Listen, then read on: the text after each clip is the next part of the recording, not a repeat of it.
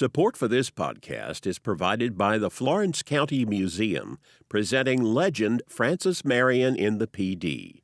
The exhibit explores how 19th century art depicting Marion and his militia contributed to the Swamp Fox's legend in early American independence. Now on exhibit, flocomuseum.org.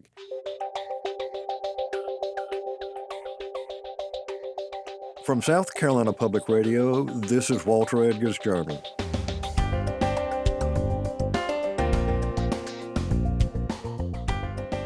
I'm Walter Edgar, welcoming you to our podcast series about South Carolina culture and history, with a nod to all things Southern. Today, Alfred Turner and I will chat with American food writer, culinary historian, and Stone Ground Grits entrepreneur, John Martin Taylor. John's mid-'80s bookstore in Charleston, South Carolina, Hoppin John's, helped fuel a growing interest among white Charlestonians in the traditional foodways of the coastal plains of both South Carolina and Georgia. Following 1989's devastating Hurricane Hugo, John started writing his seminal book, Hoppin John's Lowcountry Cooking. With that book, John Martin Taylor expanded his mission, reintroducing many traditional Southern dishes. In our conversation today, we'll talk about his life and career as recounted in his latest book, Charleston to Phnom Penh, A Cook's Journal. Welcome to Walter Edgar's Journal, and with us on the telephone from Hanoi in the Republic of Vietnam is a South Carolinian who is traveling around the world, John Martin Taylor, better known to many as Hoppin John from his career as cookbook author in South Carolina. And John, let's talk about a little bit about your growing up in South Carolina, how you became a chef, and then how in the heck did you get to Vietnam? Well, Walter, to begin with, I am not a chef. And people think when you write cookbooks that you're a chef, but I've never cooked for money. I only cook for love. I am a culinary historian and a cookbook author. Okay. But Lord knows I would make it in a restaurant about 5 minutes. As soon as somebody asked me to hold the sauce, I'd probably go ballistic. Or if I had to figure out, food costs and all that, or deal with employees. Okay.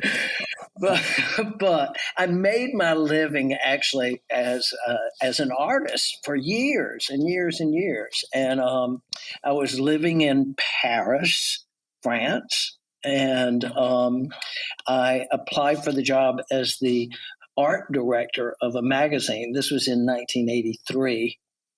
And through a series of coincidences, I got hired as the food editor instead. And my life literally changed overnight.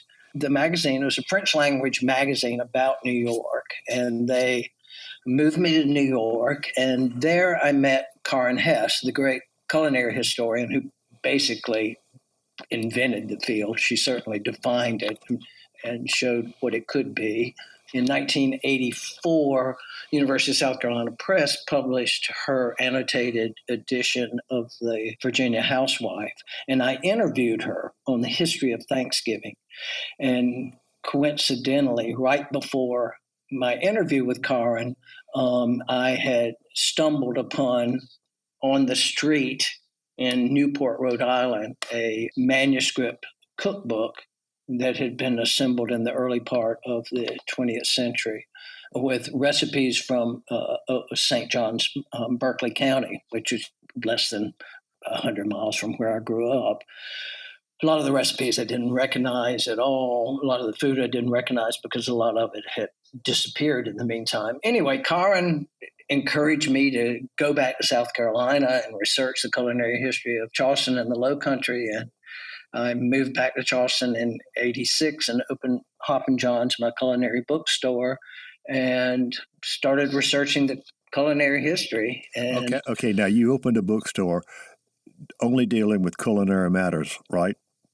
Yes, it was a bookstore, and it was, but not just cookbooks. There were historical treatises. There were books on hunting and fishing, but only if they related to hunting and fishing for food. There were gardening books, but only food gardening books. And there were the beginnings of culinary historical tomes, such as they were at the time. There weren't very many at the time in '86.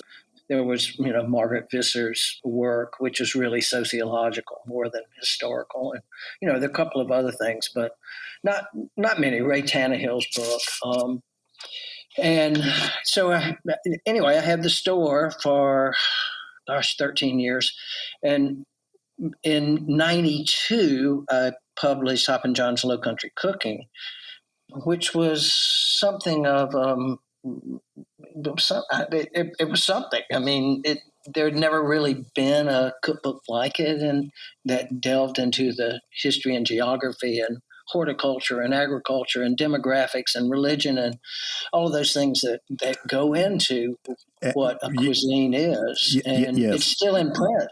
Still in print 31 years later, which is unheard of for a cookbook. That's how it made my name. The earlier cookbooks had been strictly recipes, Charleston receipts. And one of the things that I remember from Charleston in the 1970s, there were only two restaurants. You had Henry's and you had Henry's. And Perdita's. And Perdita's. If you wanted, Perdita's was upscale. Yeah. Henry's was a more traditional, old-fashioned Charleston, and that was it. That was the restaurant scene. Okay, now, but in Charleston today, it's a very, very different thing. Oh, absolutely. It's a very, very different thing. It's been Travel and Leisure's number one destination in the States for the past dozen years. I mean, it's become, and I do take partial credit for putting Charleston on the map. I mean, I was writing about it in Gourmet and New York Times and Washington Post and Food and Wine and Bon Appetit, and when nobody had heard the word low country, much less low country cooking. Of course, most of the restaurants weren't serving that, and they still don't, although they do more so now. There wasn't a single restaurant when I opened my store in '86. There wasn't a single restaurant in Charleston serving shrimp and grits. And actually, that name, shrimp and grits, was given to the dish by my friend Bill Neal. He died in '91, and at his restaurant in Chapel Hill, North Carolina. But I don't know of a single restaurant. There were breakfast places that served grits, but honestly, most of the grits were Quaker and Jim Dandy. They were, degerminated and ground between steel rollers and just, didn't have any flavor. And it's no wonder Yankees didn't like them. It tasted like, they tasted like the boxes that they were in. No kidding. Well, and that was before Anson Mills began turning out stone ground grits. Well, yes, and long before Anson Mill, Glenn Roberts worked at a restaurant across the street from my shop. I was selling stone ground grits and trying to get restaurants to serve them. And Glenn will tell you that I'm the one who put the bug in his ear. But, Walter, back then, and when I was growing up in Orangeburg, we had stone ground grits. They were whole grain. There was nothing added to and taken away from. And they were from Adela Mills right there in Columbia. And it was 40 miles away. But Mama bought both the grits and the cornmeal, which are the same thing. They're just one's ground more finely than the other. Mama bought them in little 1-pound bags. Mm-hmm. She didn't put them in the freezer or refrigerator or worry about them going bad the way the whole grain products will go, because she bought such small quantities and she used them every week. And they were fresh. And sometimes the grits were yellow. Sometimes the grits were yellow, indeed. Both of my parents were from Tennessee, and the grits and cornmeal that we grew up with was always white. And this is white dent corn, not the flint corn of polenta in Italy. And it's just what we used. It's what we had. It's because, family, the way your family does it is always the best way, right? So, well, shrimp and grits, you can't go to a restaurant anywhere in the United States today, I don't think, particularly if it claims to be an upscale restaurant, and not find shrimp and grits. And they'll frequently say either Charleston, Sometimes they'll say Lowcountry. Sometimes they'll say Carolina or South Carolina. So the name may have come out of Chapel Hill. We could debate that and look for footnotes, but it is the Carolina Lowcountry, the South Carolina Lowcountry. In Williamsburg, Virginia, in the inns there, they serve shrimp and grits. And Walter, I will take a large part of the credit for this, because when I opened the bookstore, when you're an independent bookseller, you've got to have something else. Some people sell teddy bears, some people have custom made knives, whatever. There's always a sideline. And when I moved back to Charleston, I couldn't find what Mama called country grits, stone ground, whole grain grits, anywhere in Charleston. Could not find them. I might find a bag in a health food store sitting unrefrigerated on a shelf.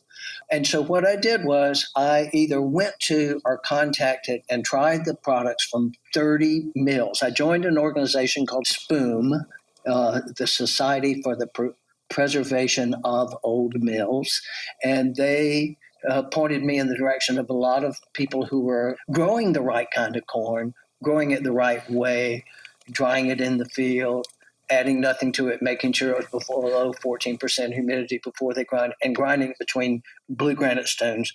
And I started writing about it for New York Times and other places. And I found a mill in Georgia. They were doing it all right. And I started selling their stuff on my label. And before I knew it, within 2 years, I had customers in all 50 states and restaurants in most of the states. By the time I closed the store, I had restaurateurs in all states. And mind you, I would tell these guys, these chefs, why do you want to get grits from me? Why don't you find somebody in your neck of the woods growing a local corn and use it? But no, they wanted mine because it was easier for them too. Yeah, this is the thing that I am most proud of my career, is getting people eating whole grains again, and particularly corn, and particularly this dent corn from Appalachia, because it's the classic corn of Appalachia, actually. Today, people don't think anything about getting foodstuffs through the mail. Back in that day, 30 some odd years ago, that was rather unusual. Yeah, we shipped every day. We were shipping pounds and pounds and pounds and pounds of grits to people all over the country. I started selling the grits as soon as I opened the store. When the hurricane came in '89, I was out of my home and shop. Both were in the same building for a full year, but I was instrumental in getting the downtown Charleston Farmers Market opened up, and I sold my grits there as well.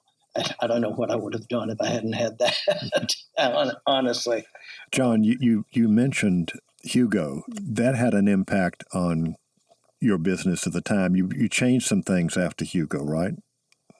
Well, in Hugo, I was out of business for a full year, and I was also in a 2-book contract with Bantam Books, and so I buckled down and finished up, did all the fine-tuning and editing with my editor on the first book then. And then when I came back, I expanded the store some. I put in a cooking school. I had 3 more cookbooks I wrote in the meantime. So, yeah, it was still a culinary bookstore. I just had kitchen equipment. I also had some foodstuffs. I had a line of condiments that were the recipes for which were in the book. But, I had artichoke relish and she crab soup that we canned and things like that. But God, it seems so long ago now. All right. Well, let's talk for our listeners who are not from South Carolina, who are tuning into our podcast. How'd you get the name Hoppin' John? Oh, Lord. It seems like you literally have been hopping around the world, but of course, for folks who like old-fashioned Southern cuisine, Hoppin' John has a very specific recipe. What happened was, after I left the French magazine and came to Charleston and to open the store, I went back to New York and apprenticed with Knock Waxman, who had opened Kitchen Arts and Letters, a culinary bookstore that is still there and world renowned. And I apprenticed with him for a few months to learn the trade. And that New Year's Day, I went to a friend's house. There were a bunch of Southerners, and we're doing a traditional New Year's Day thing. And I said, I'll bring the Hoppin' John. And it was a freezing cold day, I remember, and walked up the stairs, and I'm like, freezing cold. And I'm like, open the door. I've got the Hoppin' John. And I was a little late, and they opened the door, and all these other Southerners went, you are Hoppin' John. And it's funny. And it was from that point on, it was no question what I was going to call the store. I was going to call it the Educated Palate, which was like roundly rebuffed by every person I knew. It's like, you can't call it that. Okay. Before we go any further, though, I mean, I love the origin story of Hoppin' John, but for listeners who are from off, let us tell them what Hoppin' John is. Hoppin' John is a bean and rice perlo, as we say, or pilaf or pilo, however you want to say it. I always grew up saying perlo, that we serve on New Year's Day for good luck. And it's made with cowpeas, which are dried field peas. Most people think that it's made with black-eyed peas, which is an interesting story, but because the first written recipe we have for it is in the Carolina Housewife of 1847, and she calls for little red peas, and there are dozens and dozens and dozens of varieties of cowpeas. Vigna unguiculata is the Latin name, and there are dozens of varieties of them. But the little red one, and all of them, by the way, came from West Africa. And John, why are we eating Hoppin' John on New Year's Day? We eat it on New Year's Day. Well, there's many reasons, but it's the end of the harvest season in the Lowcountry, and that week was the one week of the year when the enslaved could celebrate and not have to work in the fields. And throughout the world, where rice is grown and beans are grown, you find these dishes, and they're often celebratory, and they're often at the end of the harvest season. So it's basically a harvest festival. Okay. Also, rice and beans, have this synergy. They perform a complete protein that neither of them will do on their own. Okay. Of course, there are South Carolina legends attached to that besides the actual purpose. You have to have pork, you have to have greens, preferably collards, and you have Hoppin' John. You have collards for your long green. For your money. Your pocket change. And I must tell you, talked about being in New York City. When I was teaching at Middlebury College, way up there in Vermont, on New Year's, trying to put together a New Year's Day. We got the pork. That was not a problem. We were able to come up with rice and I think a can of black-eyed peas, but we couldn't get collards anywhere. And so my wife and I had to substitute spinach, and we somehow felt that wasn't quite the same. I hope your fortunes didn't fall that year.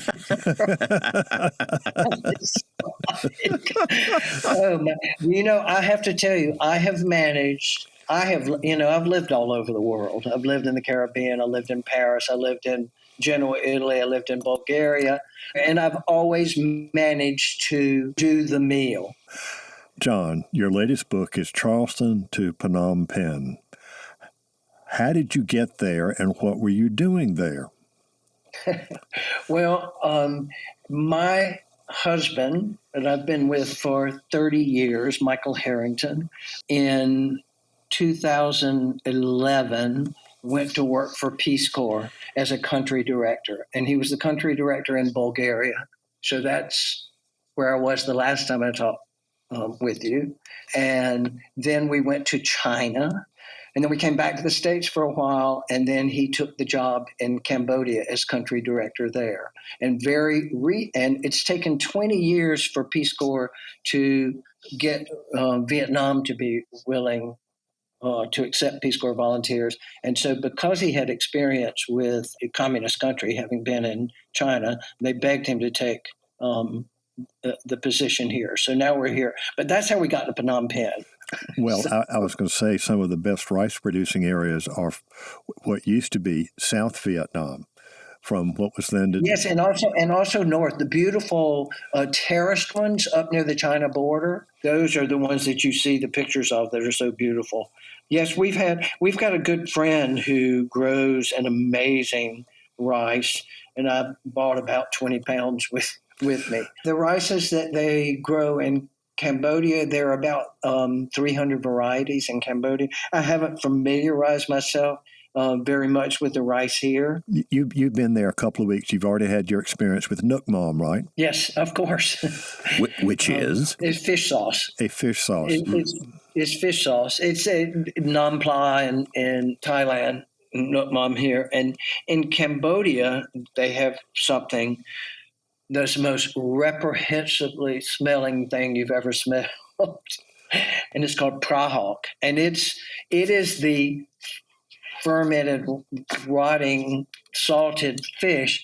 That paste, what drains from it becomes the fish sauce.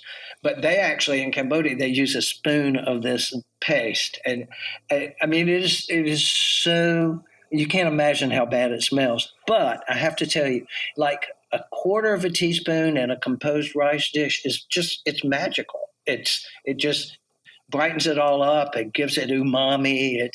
It's just wonderful. It's like adding I cook a lot with anchovies, and anchovies, people say, oh, I don't like fish. I don't like anchovies. I've never had anybody even know that there was anchovies in something that I've cooked with anchovy, because I put some olive oil in a pan and put an anchovy in there, and it totally melts. And it's like Worcestershire sauce for that matter. It's, which is also made from. I'm glad you mentioned that. Most people don't realize that Worcestershire sauce comes from fish. It's basically, it's a fish sauce. And this all goes back to Rome. This all goes back all the way back.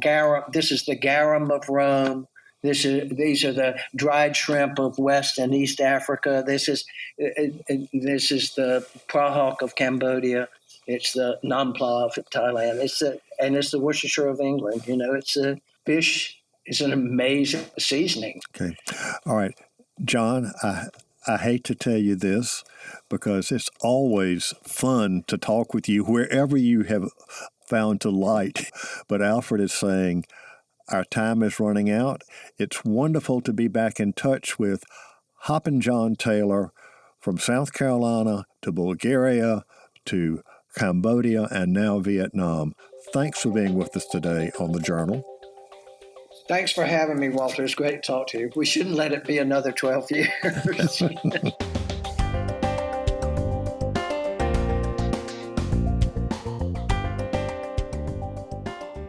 I hope you enjoyed today's journal. I know that I did.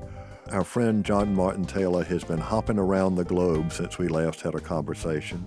He's now landed in Vietnam, and we recorded this podcast with Taylor about Southern cooking and his experiences abroad. Walter Edgar's Journal is a production of South Carolina Public Radio. I'm Alfred Turner, and I produce the show, which is made possible by listener contributions to the ETV Endowment of South Carolina.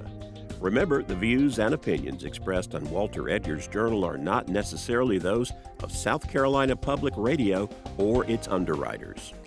New episodes of Walter Edgar's Journal are published on the first and third Fridays of the month and are available at southcarolinapublicradio.org or wherever you get your podcasts. We'll talk again soon.